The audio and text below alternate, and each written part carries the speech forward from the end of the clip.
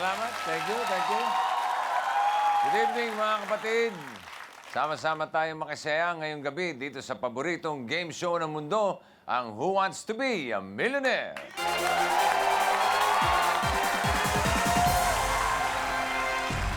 Good evening sa inyong lahat.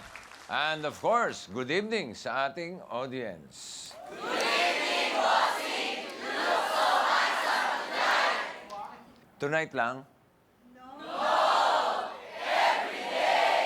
Wow. Okay, Mabuti na yung klaro. Susunod na sa'yo mo mabuti, ha? Okay. Ngayong gabi, mga kids ulit ang magpapakita ng galing at husay para sa inaasam na 2 milyong piso. Kaya eto na, ang ating 2 matalinong bata mula sa Tacloban. Kilalanin natin sila. Sila'y mga batang Taclobanon na biktima ng bagyong Yolanda. Kapwa naglalakbay sa bagong yugto ng buhay. Sandata ang talino at pag-asa. Yung natutunan ko po during Yolanda, kailangan po wag po tayong mawawalan po ng pananampalataya po sa Diyos po.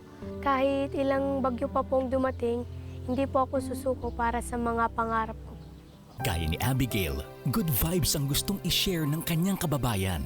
Sa kabila ng bagyong Yolanda, nag-aaral pa rin ako, nagsumikap, naging valedictorian ako. Natutunan ko na ang mga bagay dapat hindi mo sinisolok. Dapat yung sayo, hindi lang dapat para sayo.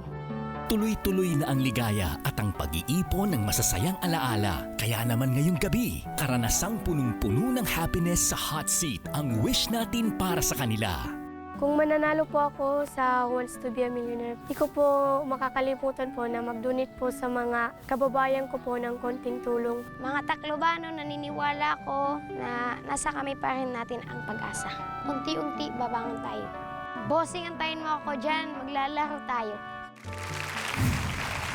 Please welcome Althea Ruiz Penetrante at Abigail Agner.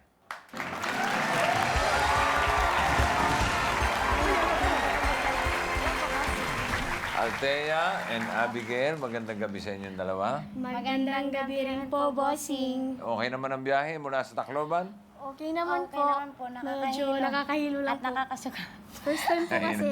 Nagsakay ng ano? Sakay sumakay? Aeroplano? Opo. Oh, naku, nakakahilo talaga yun. May jet lag pa itong dalawan to. Kayo ba'y handa na sa mga tanong natin? Opo, bossing. Handa na po. Handa na po kami. Very good. Doon na tayo sa hot seat.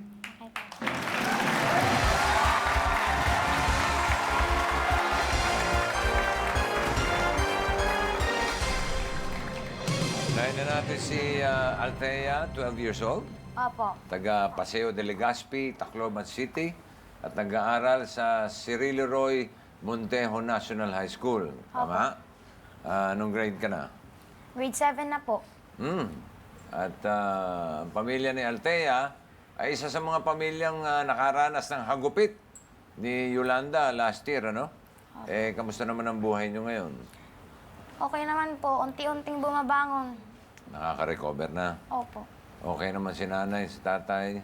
Opo, okay naman po. Wala naman nasaktan sa inyo? Nasugatan lang po, pero hindi naman yung... Hindi grabe? Grabe. Minor lang? Opo. That's good. At sa kabila ng mga problema ng dala ng bagyo, abay nagtapos ka bilang valedictorian. Opo. Ano ba ang paborito mong subject? Science at English po. Paborito mong merienda? Sandwich po. Paboritong kulay? Green po. Wah. May moto ka ba? Wah. Opo. Ano to? Slam book? Ano ang moto mo? Time is gold po. Wow!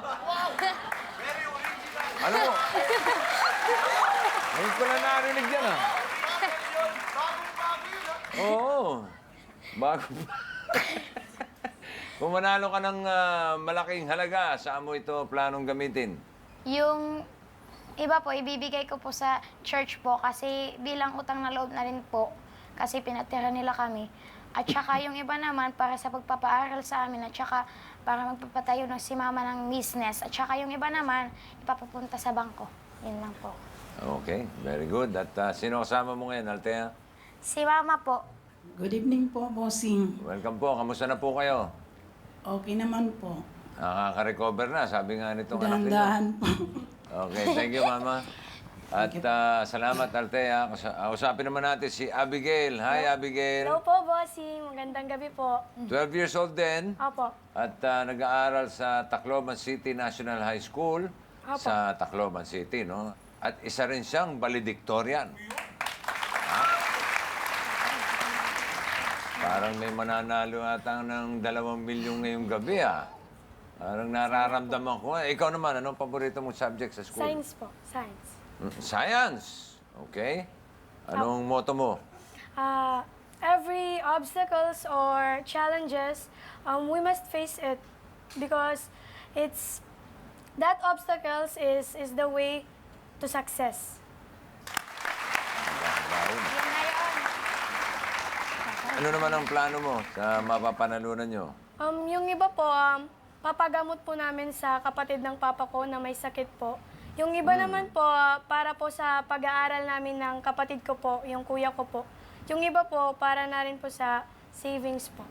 Okay, very good. At kayo naman, kamusta ang pamilya nyo pagkatapos ng bagyo? Okay naman po, medyo nakaka-recover na po ng kaunti. Tuloy-tuloy na. Opo. Sino kasama mo? Yung papa ko po. Busing, Kamusta, Papa Arnulfo? mabuti rin. Okay na kayo? Okay na. Ayos. Okay, relax na kayo dyan, ha? Ito mga valedictorian yung anak.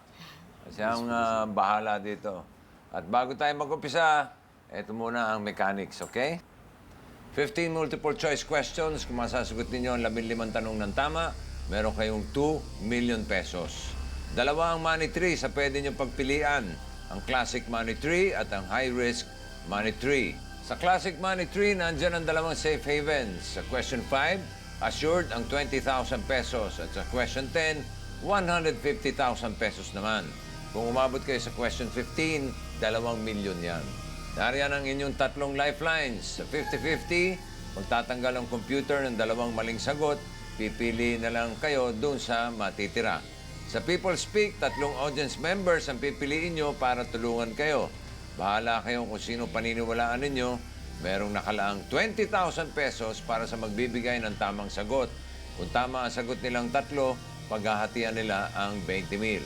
Sa Switch, maaari ninyong palitan ang tanong kung sa tingin ninyo ay di nyo ito kayang sagutin. Ang 3 lifelines na ito ay magagamit nyo anytime within the game. Sa High Risk Money Tree, mawawala ang pangalawang safe haven pero madadagdagan ng lifeline na magagamit ninyo anytime within the game. Ang additional lifeline na ito ay ang Double Dip. Sa Double Dip, may pagkakataon kayong pumili ng 2 sagot sa isang tanong. Kung ang unang sagot nyo ay tama, tuloy na sa susunod na tanong. Kung mali naman, maaari pa kayong pumili ng isa pang sagot. Tandaan nyo lang na sa ating high-risk format, kung magkamali kayo after question number 5, automatic na 20,000 pesos ang inyong maiuwi.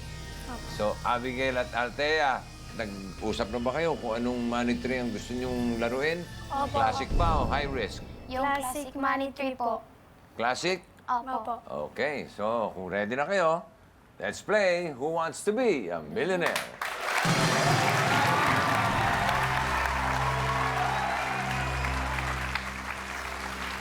Question number 1 for 1,000 pesos. Saan gawa ang French fries? A. Sayote. B. Patatas. C. Carrot. D. Sibuyas. Di patatas. Di patatas. Di patatas po. Mababibi patatasan na lang, mabilis ah. Is that your final answer?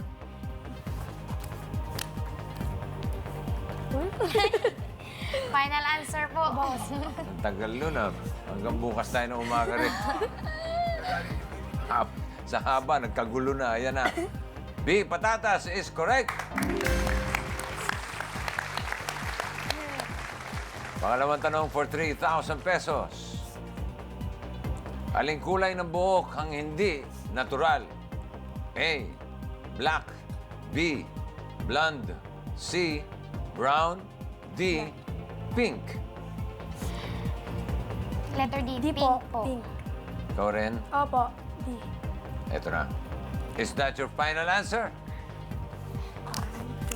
3, 4. Final answer po. May ganun pa pala. D, pink is correct.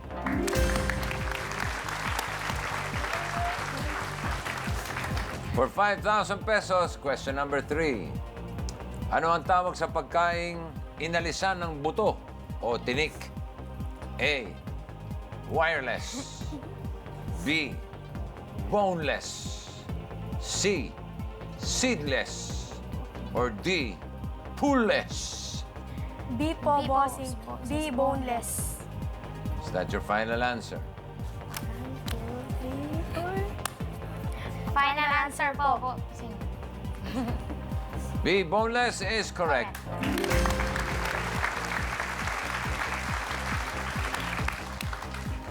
For 10,000 pesos, question number 4.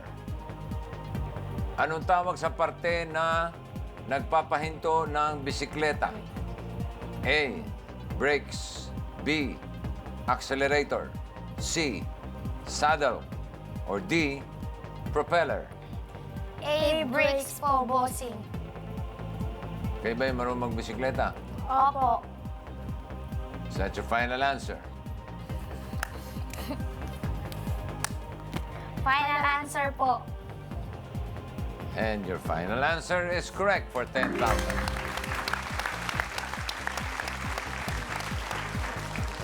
Ito na para sa siguradong 20,000 pesos. Question number 5.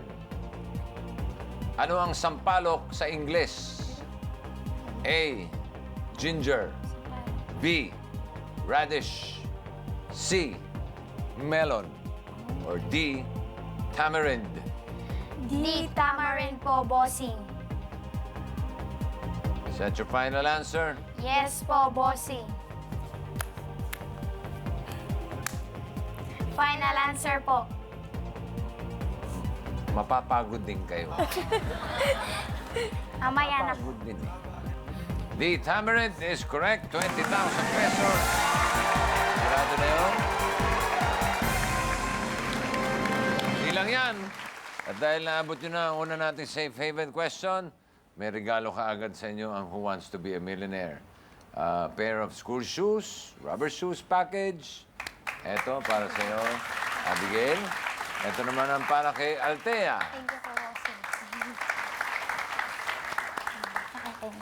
Tuloy na natin. Andiyan pa yung mga lifelines. Tatlo yan. Here's the next question for 35,000 pesos. Sa Jack and the Beanstalk, ano ang kalaban ni Jack? A, witch. B, giant. C, dragon. Or D, alien.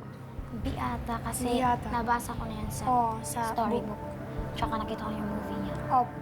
B, B, giant B po. giant. Pareho naman kayo nasagot, ano? Opo, bossing. Is that your final answer?